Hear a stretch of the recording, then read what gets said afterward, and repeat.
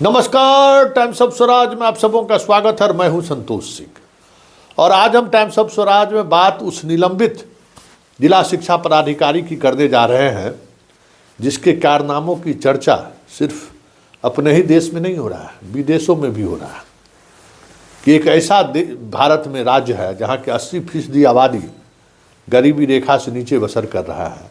उस राज्य के एक अधिकारी के घर से इतनी बड़ी राशि, मोटी रकम कैश बरामद हुआ है।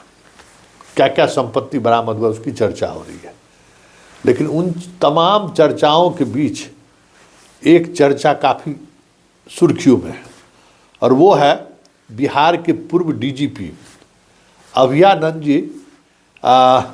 इस जिला शिक्षा पदाधिकारी के, निलंबित जिला शिक्षा पदाधिकारी के घर से जो नोटों का बंडल मिला है उस पर उन्होंने एक सरकार को आईना दिखाते हुए कहा है कि लगता है कि अब बिहार में वाकई में सुशासन आ गया है, लॉ एंड ऑर्डर की स्थिति वाकई में सुधर गई है, लोग राम राज्य का एहसास कर रहे हैं। आखिर इस तरीके की बात अभयानंद जी क्यों कही? बड़ा सवाल है ना। सरकार के लॉ एंड ऑर्डर की तारीफ कर रहे हैं या फिर सरकार को आईना दिखा रहे हैं?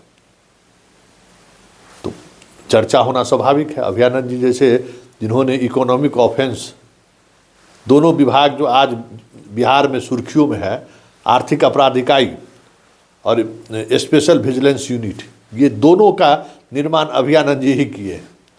उन्होंने ही इसकी नींव रखी और आज बिहार में परीक्षा प्रश्न पत्र लीक का मसला हो, बड़े रेट्स का मसला हो, कार्रवाई करने का मसला हो, सब यही दो विभाग है जो जिसका नाम आप अक्सर अखबारों में पढ़ते होइएगा। ये दोनों विभाग, तो पुलिस डिपार्टमेंट का ये जो दोनों विभाग है, इस विभाग के स्थापना का श्रेय अभयानंद जी को जाता है। और जब तक ये दोनों विभाग इस प्रदेश में रहेगा, जब कभी भी चर्चा होगी तो अभयानंद जी की चर्चा होगी कि इन्होंने ही ये कॉन्सेप्ट दिया भ्रष्टाचारियों के खिलाफ कैसे मजबूती से कार्रवाई हो सके।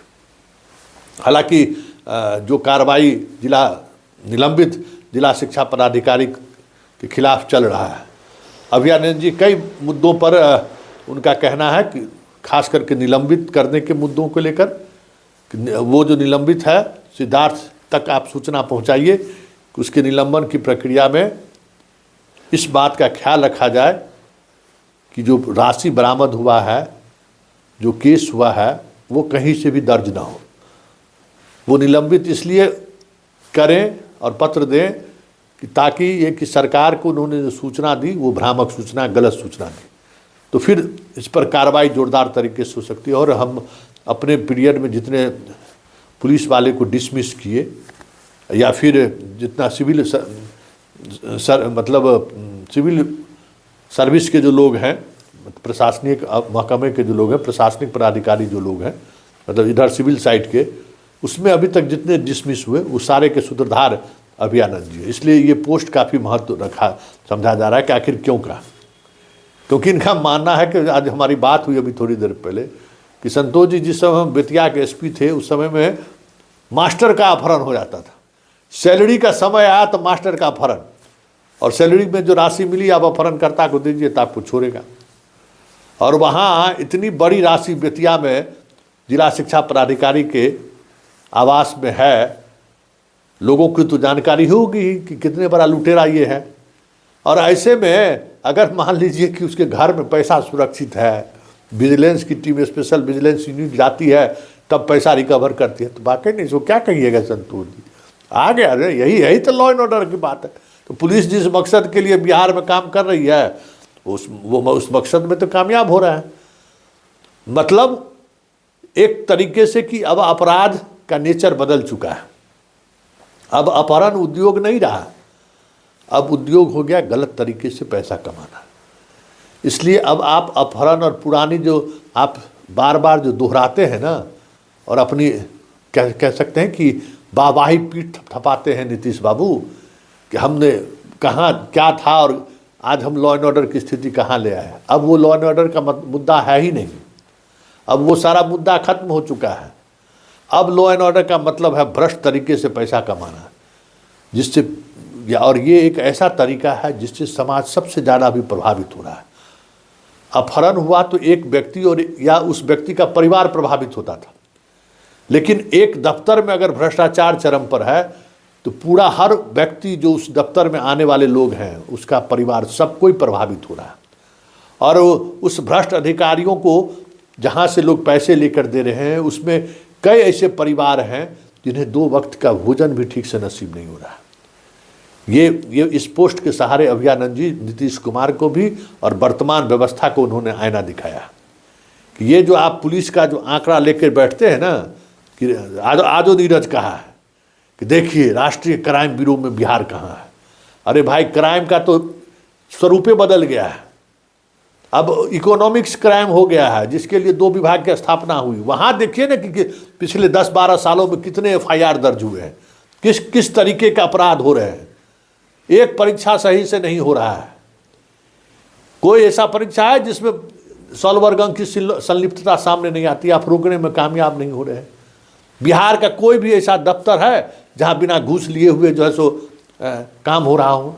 तो अपराध का चरित्र बदल गया है ना। तो इस पर अब नीतीश बाबू कहिए कि ये जो चरित्र बदला है अपराध का, उसको रोकने के लिए आप कितने सफल हो रहे हैं। ये पैसा दिखा रहा है कि भ्रष्टाचार कितना चरम पर है, क्योंकि आज तक कभी किसी पदाधिकारी के घर से इतना कैश बरामद नहीं हुआ। इस बात को समझिए और इस बात को मूल्यांकन कीजिए कि चीज़ें अब बदल गई हैं।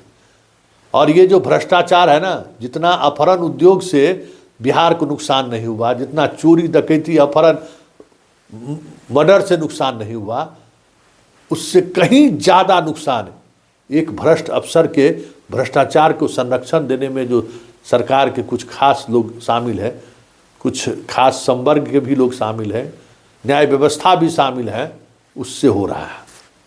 अभयानंद जी का पोस्ट कहीं न कहीं उसी ओर इंगित कर रहा है। और हमें लगता है कि यह पोस्ट सरकार के लिए आईना है कि देखिए, आप जो अपना पीठ थपथपा रहे हैं ना, बार बार जो कह रहे हैं सच रजनीकांत है, सच रजनीकांत का वो पैसा है। आप सोच लीजिए कि किसके निवाला से छीना गया ये पैसा होगा, कहाँ से ये पैसा आया होगा। जरा इसको सोचिए कि 3 करोड़ 55 लाख रुपया कैश बरामद हुआ, आखिर वो पैसा कहाँ से आया होगा, कौन लोग दिए होंगे। समरसेबुल वाले दिए होंगे, तो मतलब बच्चों के पानी के लिए हकमारी किया, स्वच्छ पानी के लिए समरसेबुल की व्यवस्था हुई, आप मार दिए। बिल्डिंग बनाने के लिए हुआ, तब ऐसा घटिया बिल्डिंग बना होगा कि कभी किसी स्कूल में कोई हादसा हो जाए, और अगर हादसा हो गया तो समझ जाइए कि कितने माँ की गोदे सूनी हो जाएगी। किस किस से खिलवाड़ करके ये पैसा लिया है, गलत तरीके से बहाल किया है। तो आप समझ जाइए कि प्रतिभावान छात्रों का क्या हश्र हुआ होगा, वो कहाँ रह गया। जिस योग्यताधारी लोग थे वो बाहर, और जितने अयोग्य थे उसमें उसको नौकरी मिल गई। ये कम बड़ा अपराध है, कितना जनरेशन तक प्रभावित करेगा। अयोग्य लोग जिसको लिखने पढ़ने नहीं आता वो मास्टर बन गया, अब समझ जाए कि अपने नौकरी के दौरान जो है सो किस तरीके के शिक्षा पैदा करेंगे, वो सोच लीजिए। तो ये नुकसान उस अपहरण उद्योग से बड़ा नुकसान है, ये नुकसान गृह भेदन डकैती से बड़ा नुकसान है, ये नुकसान रंगदारी से बड़ा नुकसान है। ये तमाम तरह के अपराध किसी एक व्यक्ति या एक परिवार को प्रभावित करता रहा है, लेकिन अब जो बिहार में अपराध हो रहा है वो पूरे समाज को प्रभावित कर रहा है, पूरी व्यवस्था को प्रभावित कर रहा है। और कह सकते हैं आप कि उस वजह से पूरी समाज की संरचनाएं अव्यवस्थित हो गई है। समाज में एक अलग तरीके का भाव लोगों के दिल में पैदा होने लगा है, और भ्रष्टाचार को लेकर एक अलग नज़रिया सामने आनी शुरू हो गई है। तो ये जो है, ये जो आप देख रहे हैं ना, ये एक वानगी है नीतीश बाबू, जो आप शुरू किए थे। शुरू से जीरो टॉलरेंस की आपने बात की, पदभार ग्रहण करते ही आपने जीरो टॉलरेंस की बात की, आपने भ्रष्टाचारियों के खिलाफ कार्रवाई करने की शुरुआत की। ठीक है, ये सारे जितने इंस्टीट्यूशन बने आपके कार्यकाल में बने, लेकिन क्या इससे भ्रष्टाचार कम हुआ? बड़ा सवाल है।